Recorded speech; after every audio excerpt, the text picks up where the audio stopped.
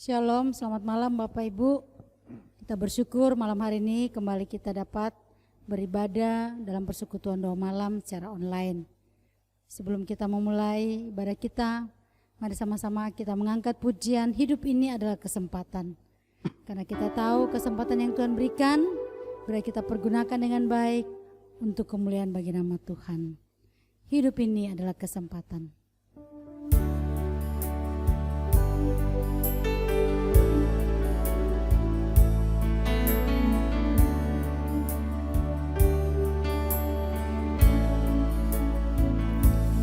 Hidup ini adalah kesempatan. Hidup ini untuk melayani Tuhan. Jangan sia-siakan waktu yang Tuhan beri. Hidup ini harus jadi berkat.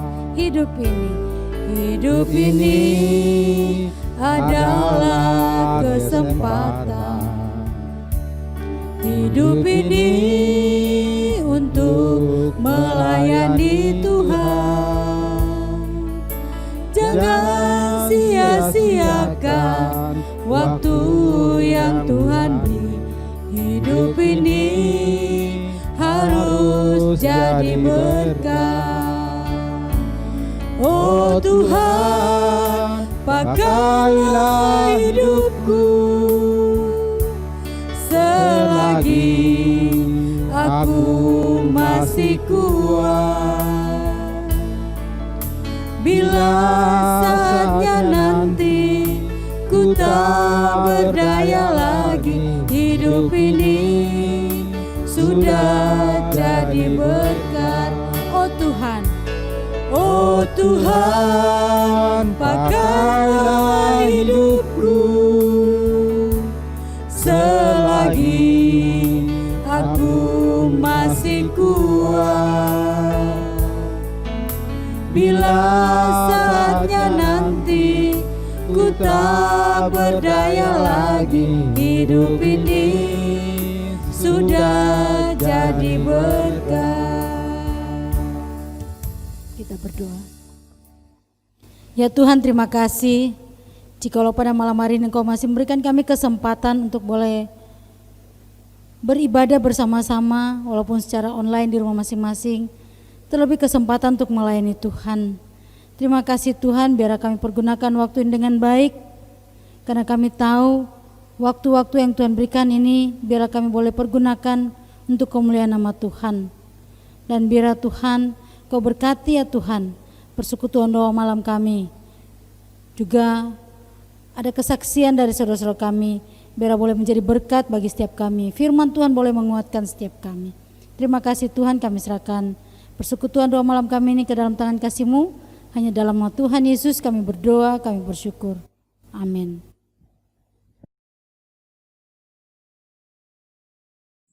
Shalom, selamat malam Bapak Ibu Saudara-saudari semua.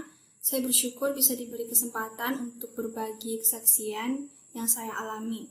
Saya mau menceritakan bagaimana saya bisa ikut paskibraka sekolah sampai ke Paskib Kota Palopo. Jadi awalnya saya tidak ada niat sama sekali untuk masuk paskib sekolah, dan kami itu hanya ditunjuk oleh guru. Tapi saya tetap menjalani latihan-latihannya sampai pada akhirnya ada pengibaran 17 Agustus. Dan mulai dari situ saya merasa senang, karena salah satu alasannya itu karena saya merasa bangga bisa mengibarkan bendera. Saya tahu dari situ bahwa tidak sembarang orang yang bisa mengibarkan, tapi hanya paskibraka. Tapi dari pengibaran itu saya tidak ada pemikiran untuk masuk paskib di jenjang yang lebih tinggi. Sampai pada akhirnya tentara dan kakak-kakak Purna Paskibraka Palopo datang ke sekolah untuk menyeleksi kami. Dan di antara teman-teman yang lain ternyata hanya 2 orang yang dipilih, yaitu teman saya 1 laki-laki dan saya sendiri yang perempuan. Waktu itu saya bingung kenapa harus saya yang dipilih, padahal masih banyak teman-teman saya yang lain menurut saya yang lebih baik, lebih bagus daripada saya.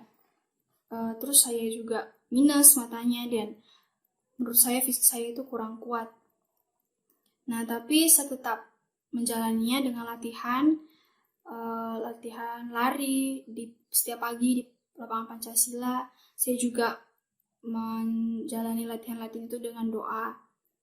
Sampai setelah penundaan sekitar 1 bulan untuk seleksi, bulan Juni akhirnya kami diseleksi.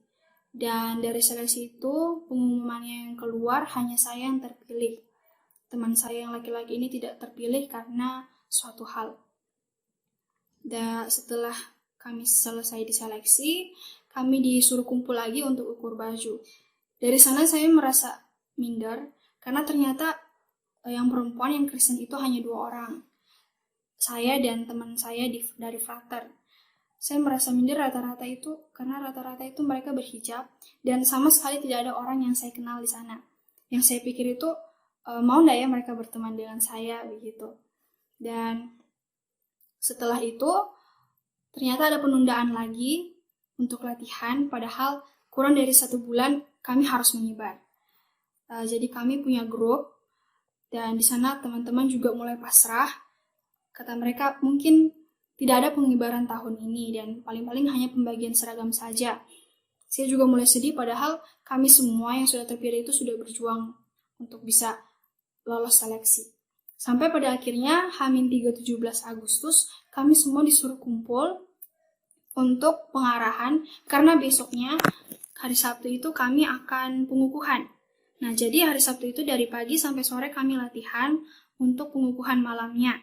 Dan hari Minggu kami juga latihan untuk 17 Agustus besoknya. Nah, pas 17 Agustus ternyata teman saya yang perempuan yang Kristen juga ini tidak hadir karena dia ada acara di kampung dan tidak bisa pulang karena kondisi yang tidak mendukung. Jadinya hanya saya sendiri yang tidak berhijab. Tapi walaupun demikian, saya bersyukur ternyata saya bisa berbaur dengan baik dengan teman-teman, walaupun saya minoritas dan mereka juga ternyata welcome dengan saya. Dan saya juga bersyukur di hari-harinya itu saya diberi kesehatan yang baik dari Tuhan. Saya bisa mengikuti baik upacara pagi sama sore dengan baik dan saya tidak pingsan.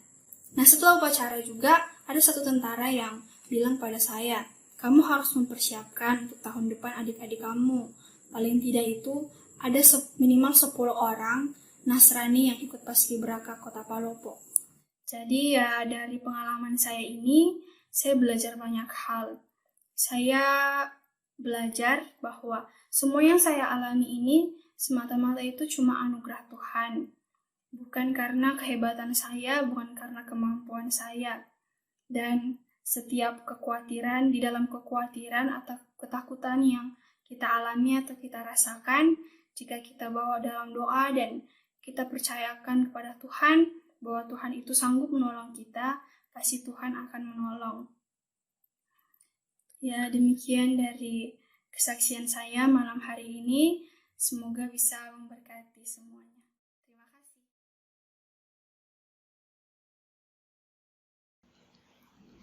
Shalom Bapak Ibu, Saudara sekalian Jemaat GKY Palopo yang dikasihi dalam Tuhan kita Yesus Kristus.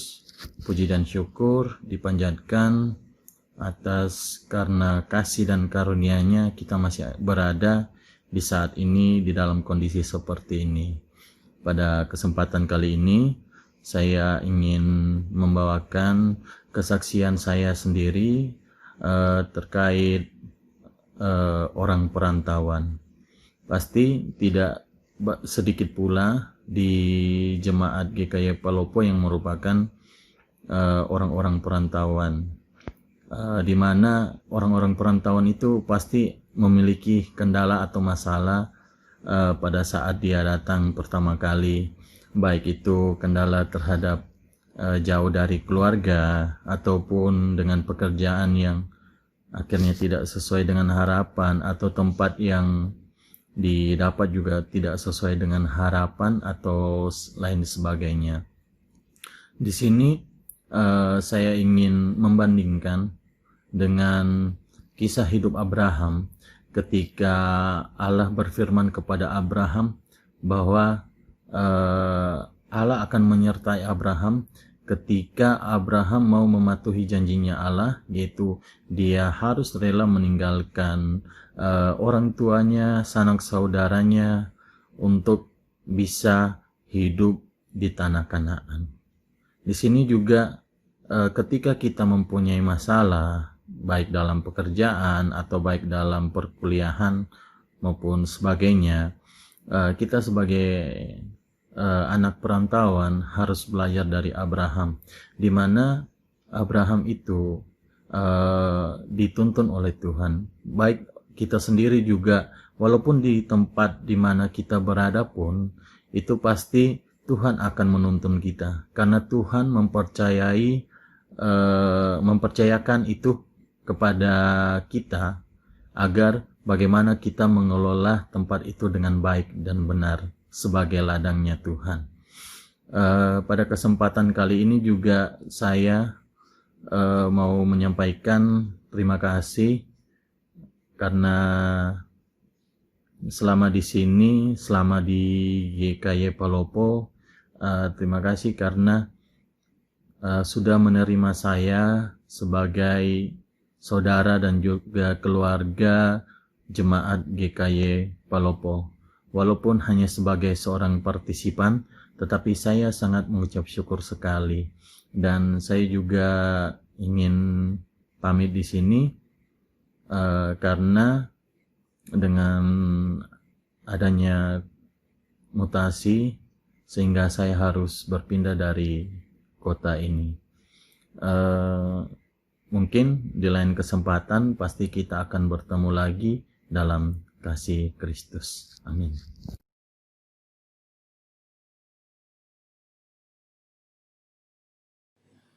Shalom rekan pendoa, bersyukur dan sangat diberkati oleh kesaksian Eca dan Pak Rian, menyemangati kita semua untuk menyambut setiap keadaan, setiap kesempatan untuk memuliakan Tuhan.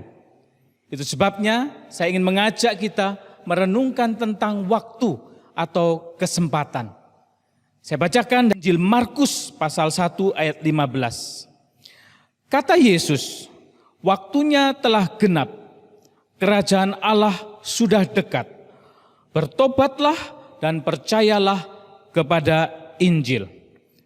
Rekan pendoa, kita sudah tahu di perjanjian baru itu ada kronos dan kairos untuk kata waktu.